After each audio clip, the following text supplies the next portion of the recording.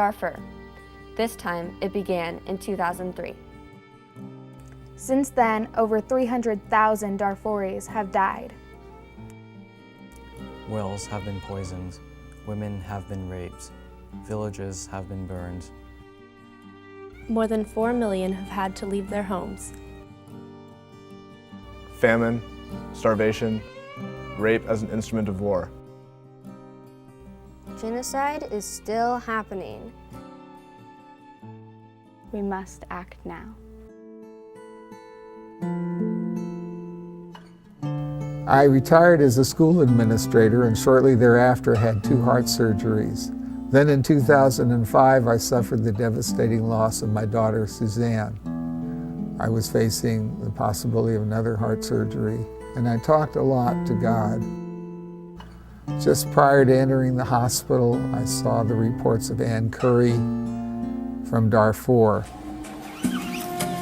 Sudan, home to the Lower Nile, the Sahara Desert, the legendary Dinka tribe, just one of dozens in this vast land. But Sudan is also ravaged by war and hobbled by poverty. I remembered my days as a youth being concerned about the Holocaust that was going on in Germany. And I also recalled how my mother would never talk about her older brothers who were left behind in Romania. I told God that if I were to recover from this, I would do something about Darfur. We had a community-wide meeting, and many other people joined in.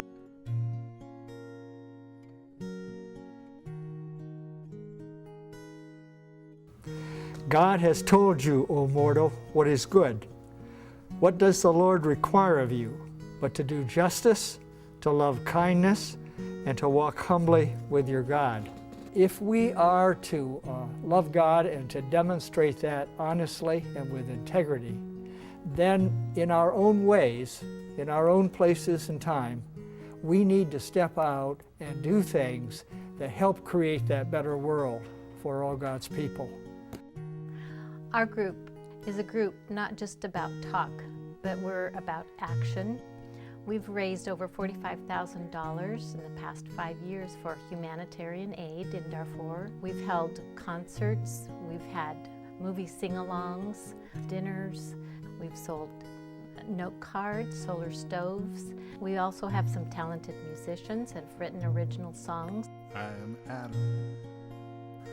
The artists and songwriters that have always influenced me have been the ones who've drawn from the folk tradition, and they give a voice to people who don't have one and articulate profound truths.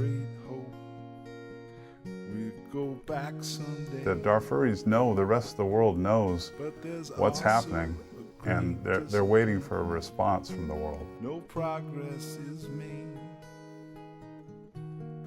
And I think that's what's inspired artists in our community. In the beginning, our commitment stemmed from our spiritual backgrounds and our personal stories. But over time, we have come to know some of the people in the camps, so that now I think it's about relationship. It's about keeping a trust. I know you are there.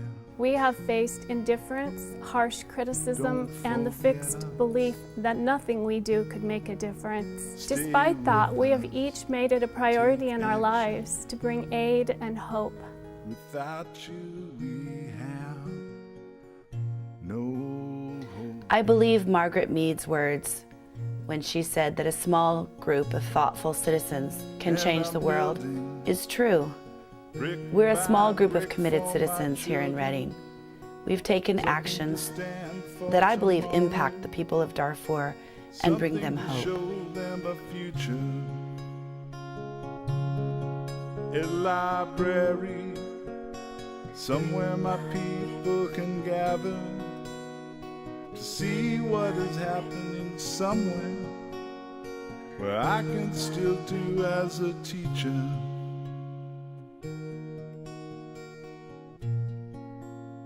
I'm building